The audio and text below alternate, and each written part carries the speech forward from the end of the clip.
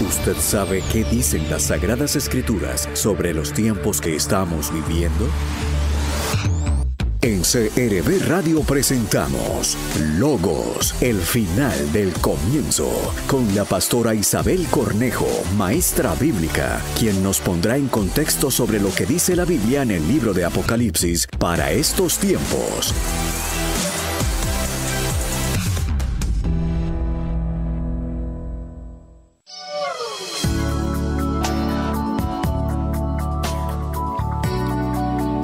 Bendiciones para todos, nos alegra una vez más que esté ahí cumpliendo esta cita que tiene con la palabra de Dios, con la revelación que nos está entregando el Señor a través de este espacio en la radio, espacio que también está disponible en las redes sociales, aunque usted va a encontrar disponible también la grabación de este programa en la radio, lo encuentra disponible en nuestro canal de YouTube de CRB Radio, o si quiere ver el programa que se grabó en video para las redes sociales, pues lo puede hacer a través del canal en YouTube de Iglesia Cristiana Manantial. Tiene dos opciones entonces: volver a escuchar el programa de radio en nuestro canal de YouTube de CRB Radio, o ver el programa que se grabó en video para redes sociales, justamente allí en YouTube y en Facebook de Iglesia Cristiana Manantial.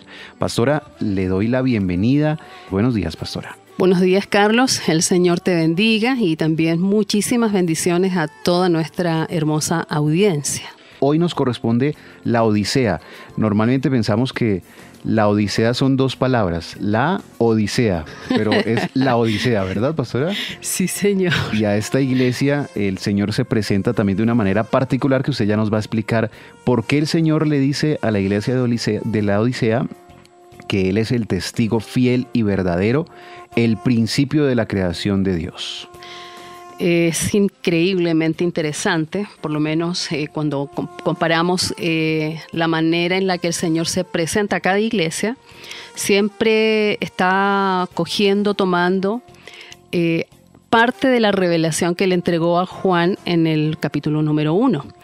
La diferencia es que precisamente en esta iglesia el Señor se va a presentar con atributos y títulos que no se desprenden de esa primera visión del capítulo 1 del Apocalipsis. Eso es algo que nos llama mucho la atención.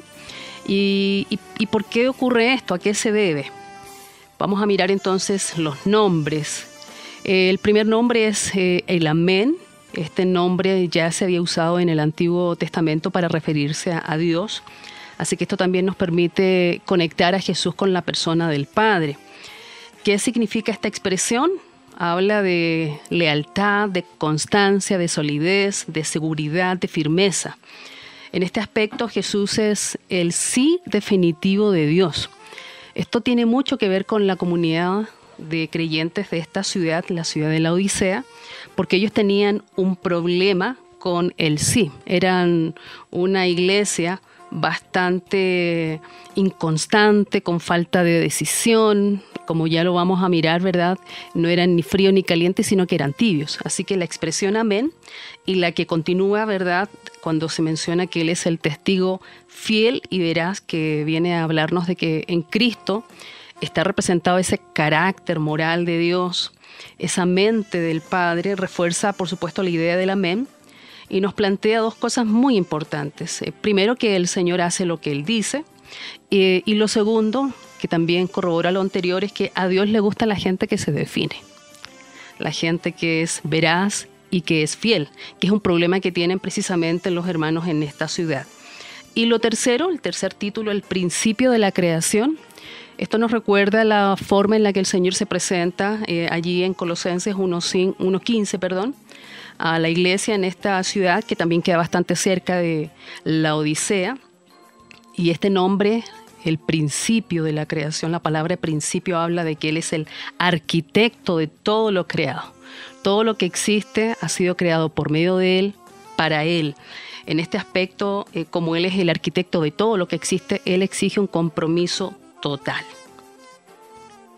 Hablamos entonces de la manera en que el Señor Jesús se presenta a la iglesia de la Odisea y ahora lo entendemos mucho mejor. Vamos a conocer a continuación lo que Dios dice de la iglesia de la Odisea, la última iglesia que estamos estudiando. Pero antes quiero recordarles que cualquier pregunta que ustedes tengan sobre estos versículos, versículo 14 al versículo 22, es decir, ya el cierre del capítulo 3, usted que hizo juicioso la tarea de leer este mensaje, envíenos desde ya sus preguntas a través de la línea WhatsApp 315-625-4430 para que la pastora Isabel un poco más adelante las pueda responder. Pastora, continuemos entonces con lo que Dios revela acerca de la iglesia de la Odisea, las obras. Sí, ayer hablábamos de la iglesia de Filadelfia, en donde el Señor, cuando habla de las obras, inmediatamente comienza a afirmar a la iglesia, incluso parte con promesas. El cambio aquí es muy dramático. El diagnóstico que se le hace a esta iglesia de la Odisea es muy severo, más que todas las otras iglesias. De hecho, el Señor parte inmediatamente con amonestación, y eso llama entonces también mucho la atención. ¿Y cuál es esa amonestación? No eres frío ni caliente. Como dice la TLA, no me obedeces en todo. ¿Qué significa ser frío? Que no se le obedece, ¿verdad?, en nada. Caliente, que se le obedece completamente, pero tibio, que se le obedece un poquitico, en algunos aspectos, en algunas cosas. Parcialmente, y muy seguramente esto ya tiene que ver con lo que veíamos en las otras iglesias, donde el Señor demanda una absoluta lealtad a Él como Señor soberano. Seguramente esta iglesia era muy indiferente respecto al sistema idolátrico que había en ese periodo, donde por intereses económicos esta iglesia no se definía al respecto. ¿Y qué dice el Señor? Te vomitaré de mi boca. Esto también llama muchísimo la atención porque habla de un rechazo absoluto del Señor a esta iglesia. Esta iglesia estaba, como ya lo sabemos, en la ciudad de la Odisea, muy conocida por ser muy rica, muy próspera, en el Valle del Lico, y se caracterizaba porque, además de ser muy próspera y rica, dentro de sus centros comerciales y de su industria, destacan la industria textil, la medicina. Tenían una importante escuela de medicina y un centro financiero y bancario. Era una iglesia muy orgullosa de su riqueza. Una ciudad también muy orgullosa de su riqueza. Vamos a leer, mire, mis amados, usted que está allí siguiéndonos, lo que dice el versículo 17. Porque tú dices, esto es tremendo, parece que la iglesia entonces, adicionalmente a lo que ya hemos mencionado, no tiene claridad de su necesidad. Hay una falta de comprensión, una falta de discernimiento. Problemas de comprensión. Dices, pero no te das cuenta. ¿Y de qué no se da cuenta? ¿Qué dice la iglesia? Yo soy rico, me he enriquecido y de ninguna cosa tengo necesidad. Y no sabes que eres un desventurado, miserable, pobre, ciego y desnudo. No sé si a usted le pasa lo mismo que a mí, pero de verdad que el Señor se fue como con toda, ¿no? O sea, sí. Es impresionante la cantidad de descalificativos. Porque en ese tono el Señor es que amonesta a esta iglesia. Y llama poderosamente la atención porque al final dice, eres pobre, ciego y desnudo. Eso tiene directa relación con las tres grandes industrias que había precisamente en la ciudad. Muy rica por su centro de comercio y bancario. Esto se le pegó a los hermanos, o sea, estaban muy amoldados a las costumbres y al estatus, al nivel de vida de la ciudad, y esto también se había traspasado a sus valores dentro de la iglesia del Señor. Lo que también les dice es que ellos, ¿verdad?, además de ser pobres, dice, son ciegos. Había una escuela muy importante acá de medicina, en oftalmología. De hecho, ellos se destacan precisamente por exportar colirio. Entonces es paradójico que una ciudad que se destaca por esta producción, en realidad la iglesia que está allí sea una iglesia que no se da cuenta de cómo es su condición. No se ven a sí mismos como el Señor los ve. Y lo tercero es que adicionalmente, ¿verdad?, están desnudos. Ya hemos mencionado que aquí hay una gran industria textil. ¿Por qué la iglesia se siente tan autosuficiente, tan segura de sí misma? muy seguramente tiene relación con la historia de la ciudad. La ciudad en el año 60 a.C. experimentó un terremoto. Ya habíamos nosotros comentado el día de ayer que esta zona es telúrica. Todas las ciudades solicitaron ayuda al imperio. Sin embargo, la Odisea fue la única que no solicitó ayuda. ¿Por qué? Porque ellos, como ciudad, como ciudadanos, se consideraban muy autosuficientes, y de hecho fueron los empresarios de la ciudad quienes ayudaron a reconstruir la misma. Un poco orgullosos, ¿ah? Sí, señor.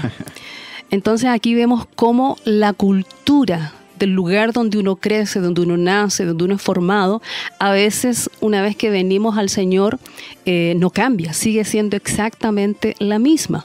Ellos no habían cambiado ese orgullo, esa indiferencia, esa autosuficiencia que era propia de los ciudadanos del lugar. ¿Y qué les dice el Señor?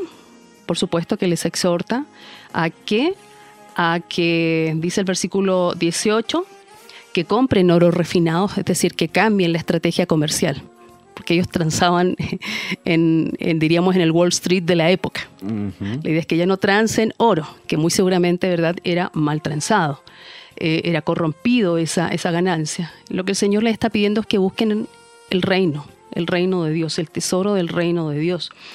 Luego dice, para que seas rico, y vestiduras blancas para vestirte. También en la ciudad se caracterizaba dentro de la industria textil por vender una tela negra muy brillante, muy, diríamos, como le diríamos aquí en Colombia, muy high, muy guau. Muy fashion, muy fashion. chic. Muy 50. Entonces ellos también se enorgullecían por vestir de esta manera, mucho negro. El Señor les habla del color blanco por lo que mencionábamos el día de ayer. La justicia, la moralidad, vestirse de Cristo básicamente. Y por último entonces también les dice ahí que unjan sus ojos con colirio para que vean, para que comiencen a verse como el Señor las ve y no como ellos desde su humanidad se estaban viendo. Bueno, pues un mensaje muy extenso a la iglesia de la Odisea, un mensaje fuerte, porque no se ve por ninguna parte, pastora, un halago, ¿no? Para ella, para la iglesia. En todo tiempo, el Señor reprendiendo a esta iglesia. Pero seguramente ustedes tienen inquietudes y ya nos han hecho llegar algunas de ellas. Gracias por eso. Si tiene alguna duda, nos quedan unos minutos para poder resolver esas inquietudes y nos puede enviar su pregunta a la línea 315-625-4430 utilizando WhatsApp. Nos vamos entonces con la sección de nuestros oyentes. Seguramente tendrás muchas preguntas e interrogantes sobre el tema de hoy. Llámanos o envíanos un mensaje. Preguntas y respuestas en Logos, el final del comienzo.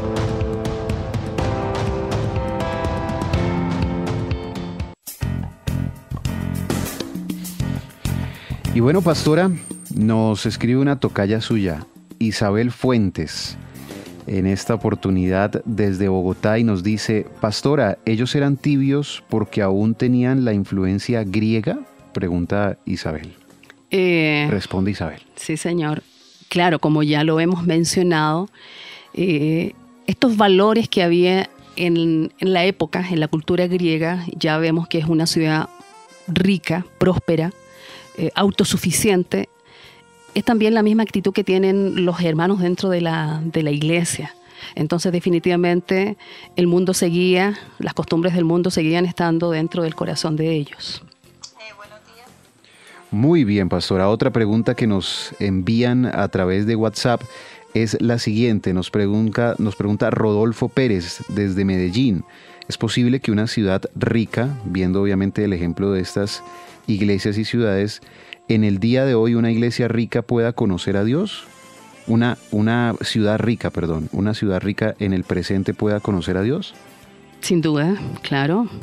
La riqueza no es el problema, sino cuando ésta se pone en el lugar que le corresponde a Dios, cuando lo transformamos, ese valor, esa riqueza, ese dinero, ese recurso en nuestro ídolo. Eso es. El amor al dinero es el problema, no en sí el dinero. De hecho, mía es la plata y mío es el oro, dice el Señor. Muy bien. Hay una una nota de voz que nos ha llegado con otra pregunta y la compartimos aquí con nuestros oyentes y la pastora Isabel también. Buenos días, Dios les bendiga por el programa tan bueno, tan espectacular. Una pregunta. Algunos teólogos dicen que esa es la condición de nuestra iglesia actual. ¿Puede ser posible? Excelente pregunta. Lo maravilloso de nuestro Dios es que no es un Dios que nos encasille a todos en una misma categoría. La multiforme gracia de Dios se expresa en su creación y en este caso en su iglesia de muchas formas. Hay distintos dones, hay distintos talentos, hay distintas lenguas, hay distintas visiones que Dios ha dado a la iglesia. Por lo tanto, incluso, y esto es algo que creo que habíamos comentado, aunque el Señor al enviar el mensaje a las 7 iglesias está pensando en toda la universalidad de las iglesias. De hecho, cada una de estas iglesias representa situaciones que usted y yo vamos viviendo en lo cotidiano a lo largo de nuestra trayectoria de vida. El pensar que hoy día toda la iglesia del Señor es como la iglesia de la Odisea es desconocer primero lo que la misma Escritura enseña. La Biblia siempre ha enseñado de que aún en los peores tiempos, pensando en el caso del pueblo de Israel, Dios siempre tiene un remanente. Siempre hay personas que no han doblado sus rodillas a los Baales. Esos Baales van cambiando. A veces son, como vemos acá, la indiferencia, el orgullo, la autosuficiencia, pero siempre hay un remanente. Y por otro lado, cada una de estas iglesias más bien es un mensaje muy personalizado. ¿Qué es lo que Dios pretendía al enviarle un mensaje a cada comunidad?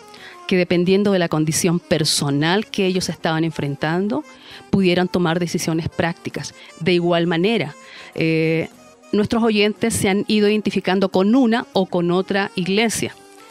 O de pronto con varias. O con varias. Características de una, de otra. Entonces, la experiencia, la realidad nos muestra de que no todos los creyentes estamos atravesando por distintas situaciones. Incluso en nuestra propia experiencia de vida, pasamos por periodos y etapas, donde Dios lo que quiere es que nos acerquemos cada vez más a Él. Muy bien, muy clara la respuesta, pastora. No hacemos parte de una sola iglesia de las 7 que menciona Apocalipsis, sino que nos podemos identificar con una, con otra o con características de varias de ellas. Pastora, finalizamos con esta pregunta que nos hace Diana y nos dice: si el Señor amonestó a la ciudad por las telas negras, ¿está mal hoy usar tanto el negro? Yo lo veo mucho en las iglesias, dice Diana. Bueno, a mí me gusta bastante el negro. Recordemos que el problema, volvemos acá al punto, no es ni el dinero, ni el oro, ni la prenda negra, sino que la actitud que hay detrás de vestirla. Podría estar mal hasta el blanco. Sí, señor. Depende de la intención del corazón. Exactamente, y es lo que Pablo incluso le habla cuando escribe a Timoteo, que hay que vestir de manera decorosa. Y ahí la expresión en el griego, en el texto original, da cuenta de que cuando uno viste de cierta forma, si uno viste ropa muy cara, de mucho valor, ¿qué provocaba esto en la gente precisamente de esta región? Porque Pablo le escribe a Timoteo, que está en Éfeso, una actitud de orgullo, de autosuficiencia, de sentirse superior. Y eso es lo que hay que evitar. Muy bien, ahí está la respuesta, pastora. Nos quedan solo 30 segundos para una aplicación sobre la iglesia de la Odisea. Paradojalmente, aunque las palabras y calificativos del Señor a la iglesia de la Odisea son los más duros que el Señor pronuncia en contra de alguna de las iglesias que hemos visto, hay un cambio de tono impresionante a partir del versículo 19, muy paternal, donde el Señor de hecho le invita al pueblo a abrir la puerta de su corazón. Y es lo que el Señor nos hace en esta mañana, ese llamado, a oír su voz y a abrir la puerta de nuestro corazón. ¿Para qué? Para permitir de que Él se haga real, no solamente en lo que decimos, sino que en lo que hacemos y en la manera en que vivimos. Dios siempre abre la puerta, aun cuando sus hijos estén muy lejos de Él, como le pasaba a la iglesia de la Odisea. Muchas gracias por acompañarnos en nuestro estudio de hoy y ya con el capítulo 4. Todo el capítulo 4 es la tarea para leer para el próximo martes. Pastora, buen día, muchas gracias. Bendiciones. Bendiciones a los oyentes. ¿Usted sabe qué dicen las Sagradas Escrituras sobre los tiempos que estamos viviendo? Por CRB Radio, Logos, el final del comienzo, con la pastora Isabel Cornejo, maestra bíblica, quien nos pone en contexto sobre lo que dice la Biblia en el libro de Apocalipsis para estos tiempos.